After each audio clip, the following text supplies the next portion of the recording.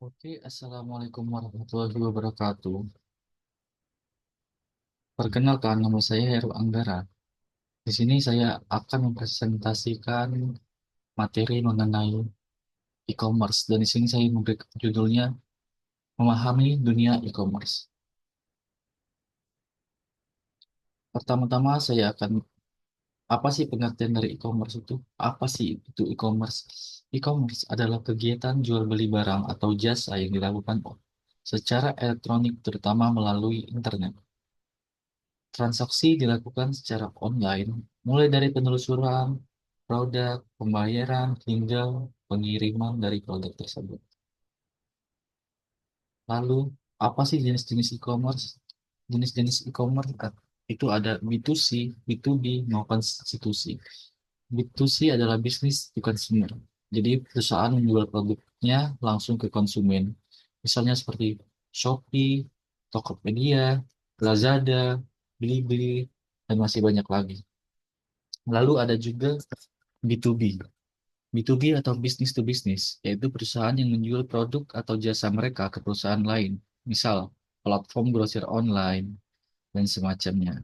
Lalu ada juga C2C. C2C ini adalah consumer to consumer, yaitu adalah konsumen yang menjual produk langsung ke konsumen lain. Misalnya Tokopedia, bisa juga seperti seperti itu, atau juga ada eBay. Mereka menjual dari konsumen ke konsumen lain. Lalu selanjutnya, apa sih keuntungan dari e-commerce sendiri?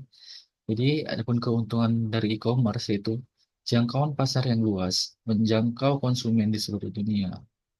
Lalu operasionalnya jadi juga lebih efisien, mengurangi biaya fisik toko. Jadi sehingga apa namanya, pengusaha atau seseorang yang ingin membuka usaha tidak perlu lagi menyewa-nyewa toko secara fisik, dan sehingga mereka sudah bisa melakukan kegiatan jual beli mereka secara online tanpa toko tersebut. Lalu juga terbuka 24/7, tidak ada batasan tutupnya. Kalau di toko kita biasanya ada batasan tutup, misalnya jam 8 sampai jam 6 sore ataupun lainnya. Lalu variasi produk juga lebih banyak, pilihan produk lebih beragam. Kita tidak perlu menyediakan produk yang itu-itu saja, karena dengan e-commerce sendiri kita bisa menjual bervariasi. Dan juga tidak perlu kita selalu, apa ya, produk itu tidak perlu selalu ada di toko kita. Kita pun sudah bisa menjualnya. Itu lebih fleksibel jadinya. Lalu tak e-commerce juga tidak bukan hanya mempunyai keuntungan, ada juga tantangannya. Apa saja tantangannya? Seperti keamanan data. Ini adalah resiko yang paling tinggi. Resiko pencurian data pribadi dan kartu kredit yang ada jika kita menggunakan e-commerce. Makanya, ketika seseorang membuat e-commerce atau sebuah perusahaan membuat e-commerce, mereka harus memastikan secara sangat-sangat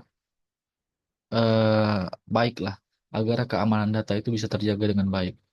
Lalu pengirimannya, masalah pengiriman yang lambat atau kerusakan barang ketika ekspedisi melakukan pengiriman ini juga sering terjadi, karena terkadang dari pihak ekspedisi mengirim mengumpulkan barang-barang itu dengan cara mungkin yang kita tidak ketahui, sehingga tidak sengaja membuat barang yang dikirim itu rusak. Lalu kualitas produk. Kualitas sulit untuk menilai kualitas produk secara langsung, karena ketika kita membeli suatu barang atau menjual suatu barang di e-commerce, barang tersebut hanya berupa gambar dan mungkin ada beberapa menggunakan video.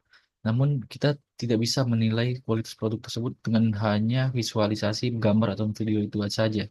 Nah, kita harus melihat langsung, merasakan, memegang misalnya, itu yang akan lebih efektif. Lalu daya pesaingnya tinggi. Banyak pesaing di pasar online karena makin ke sini e-commerce ini terus berkembang, dan sehingga banyak banyak orang-orang yang awalnya tidak memiliki modal untuk membuka toko bisa melakukan praktek jual beli barang mereka di e-commerce ini. Lalu, bagaimana sih masa depan e-commerce ini ke depannya? Peningkatan pengguna mobile. Jadi belanja online melalui smartphone semakin populer. Apalagi sekarang kan didukung apa-apa kita bisa menggunakan e-wallet, lalu mobile banking sehingga itu mempermudah kita tidak seperti dulu yang apa-apa kalau mau belanja online kita bayar ke misalnya Indomaret, Alfamart atau agen-agen pembayaran lainnya itu kan sudah tidak bisa sudah bisa kita lakukan dengan lebih fleksibel lah. Lalu personalisasi, rekomendasi produk yang lebih sesuai dengan preferensi konsumen. Jadi kedepannya mungkin rekomendasi produk yang dibutuhkan konsumen itu akan lebih banyak. Lalu pembayaran digital seperti yang saya singgung tadi di peningkatan pengguna mobile. Jadi seperti penggunaan dompet digital atau e-wallet semakin meluas. Tidak hanya dulu hanya misalnya ada GoPay yang sekarang sudah makin banyak OVO, Dana, ShopeePay dan lain-lain. Itu akan terus saya sangat yakin akan terus berkembang.